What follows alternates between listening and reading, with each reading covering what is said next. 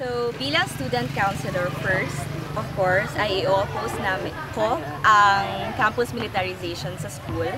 Ikalawa, i-educate ang mga estudyante about sa campus militarization, kung gaano siya kasama para sa school at para sa mga estudyante ng eskwelahan.